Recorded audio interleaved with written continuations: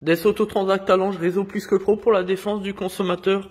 Voilà, sur une 208 HDI, ce qui peut arriver sur des freins arrière lorsque le véhicule roule mal ou roule par à coup, comme j'aime à le dire souvent, c'est-à-dire des trajets courts et pas tous les jours, ce qui fait que avec l'humidité, qu'est-ce qui se passe? Eh bien, on a le marquage, les disques qui glacent, et puis des traces après qui s'incrustent dans la matière et voilà, après les disques sont morts. Alors il faut savoir que sur ces modèles-là, sur les 208, c'est des disques roulements, donc le roulement intégré avec l'axe ici. Donc du coup, quand on remplace les disques, c'est des disques roulements, donc ça coûte bien plus cher qu'à la normale. Voilà. Donc là du coup on va devoir remplacer les disques et les plaquettes. Voilà, les plaquettes il reste encore un petit peu, pas beaucoup mais un petit peu. L'extérieur est toujours meilleur que l'intérieur en termes d'épaisseur. Donc voilà. Donc là on attend l'accord de la cliente. Et donc là on est sur des éléments de sécurité, donc on fait très attention aux éléments de sécurité, on joue pas.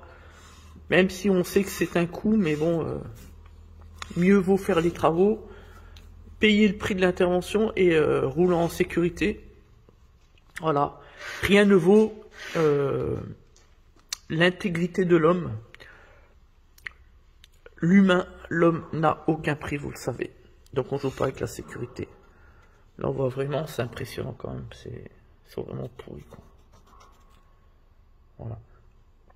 Donc un véhicule, on l'utilise et on l'utilise un minimum sur la longueur, au moins une dizaine de kilomètres, pour bien faire chauffer l'ensemble des éléments, que ce soit le moteur, que ce soit les freins, pour justement éviter ce genre de choses. Voilà. Ah, c'est un petit peu comme en Formule 1, on fait chauffer les freins, on fait un premier tour de piste, on utilise les freins, la direction, voilà, on met bien en place le véhicule. Et voilà, on roule 10-15 km pour bien faire chauffer les composantes de l'huile moteur, par exemple, l'huile de boîte de vitesse, etc. Ça fait figure de référence par rapport notamment à ce qu'on avait indiqué avec Astuce de Pro dans l'interview en 2020, notamment dans le cadre du Covid-19 où les gens n'avaient pas forcément le bon réflexe avec le véhicule, même si on est en période de confinement, rien n'empêche, avec les règles qui sont celles du Covid-19, de mettre en route le véhicule, de le laisser tourner pendant une demi-heure pour un moteur diesel et 10 minutes, 15 minutes pour un moteur essence. Rien n'empêche cela, ne serait-ce que devant chez soi, sur son terrain, sur son garage, dans son garage, sur son parking, peu importe. Voilà, pour bien faire chauffer régulièrement le moteur, les huiles, parce que vous le savez, après sinon, on a des casse-moteurs, on a des freins qui se terminent comme ça, on a un liquide de refroidissement qui tourne, qui devient corrosif, et après,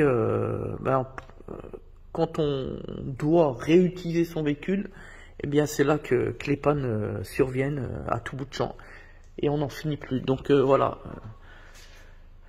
c'est très important de bien utiliser son véhicule, voilà, régulièrement. Et il n'y a pas de prétexte. Le confinement n'en est pas un. Il faut toujours faire au mieux. Sinon, après, il ne faut pas s'étonner. Pareil pour la batterie. Un véhicule qui ne roule pas pendant, par exemple, 2 mois, en cause Covid-19, par exemple, et on retrouve une batterie qui finalement qui est court-circuit, qui est en court-circuit, qui est HS, alors qu'elle vient d'être changée. Ça, on a déjà eu des cas où les gens râlaient. Et bon, on n'y peut rien, les éléments électriques c'est fragile, on le sait. Et quand on n'utilise pas un véhicule pendant 2 mois, la batterie, il ne faut pas s'étonner qu'elle soit flinguée. Mais il y en a, des fois, il y a même besoin de bien moins que ça. Voilà. Donc merci à tous pour nous avoir suivis sur cette vidéo.